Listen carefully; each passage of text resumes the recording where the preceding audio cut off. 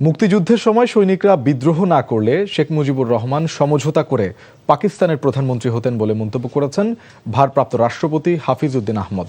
তিনি বলেন, রাজনীতিবিদরা জীবন বিপন্ন করে মুক্তিযুদ্ধে অংশ না নেয়ায় দেশে বাকশাল প্রতিষ্ঠা হয়েছিল।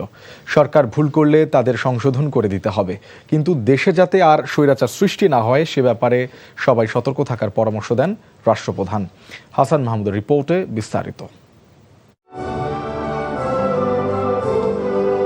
দ্বিতীয় বাংলাদেশ মুক্তিযুদ্ধ কোর্সের কমিশনিং ও ফেলোশিপ ডে উদযাপন উপলক্ষে ঢাকা সেনানিবাসের কুর্মিটোলা গলফ ক্লাব অডিটোরিয়ামের এই আয়োজনে ভারপ্রাপ্ত রাষ্ট্রপতি হাফিজ উদ্দিন আহমদ, মুক্তিযুদ্ধ বিষয়ক মন্ত্রী, তিন বাহিনীর প্রধান সহ রণাঙ্গনের মুক্তিযোদ্ধারা অংশ নেন।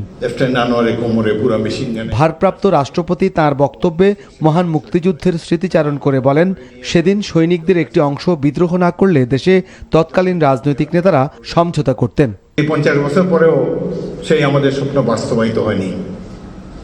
তার কারণ দেশের রাজনীতিকদের ব্যর্থতা, ক্ষমতার প্রতি তাদের লোভ, অর্থের প্রতি লোভ, এবং যেহেতু 71-এ তারা আরাম-আয়েশে ছিল, তাদের জীবন তো বিপন্ন হয়নি, নেতাদের ছেলে মেয়েরা কেউ শহীদ হয়নি, তারা আরামেই ছিল।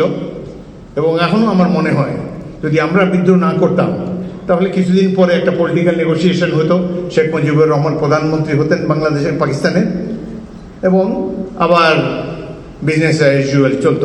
স্বাধীনতার চিন্তা তাদের মাথায় ছিল না, সেই জন্য তিনি বললেন, সৈনিকদের কিছু করার নেই, আপনারা ক্যান্টনমেন্টে ফিরে যান, এটা আমরা রাজনৈতিকভাবে মোকাবেলা করব। এই হলো মুক্তিযুদ্ধ কোনো রাজনৈতিক দলের ছিল না, ছিল জনতার যুদ্ধ, এমনটা উল্লেখ করে ভারপ্রাপ্ত রাষ্ট্রপতি বলেন, রাজনৈতিক নেতারা জীবন বিপন্ন করে যুদ্ধ করলে দেশে পরবর্তীতে একদলীয় শাসন আসতো না। রাজনীতিবিদদের একটা অংশ যদি জীবন বিপন্ন করে 71-এ যুদ্ধ করত তাহলে এই দেশে আর একদলীয় শাসন হতো না। রাজনীতিবিদদের অনেক সুবিধা আছে, তারা এরকম সুসজ্জিত মঞ্চে অনেক বক্তব্য দিয়ে যেতে পারেন, তাদেরকে তো জীবন বিপন্ন করতে হয় না, মেশিন গানের গুলি তাদেরকে ফেস করতে হয় না। স্বাধীনতার পরে বোঝানো হলো যে 2-4টা ভাষণের ফলেই দেশ স্বাধীন হয়ে গেছে।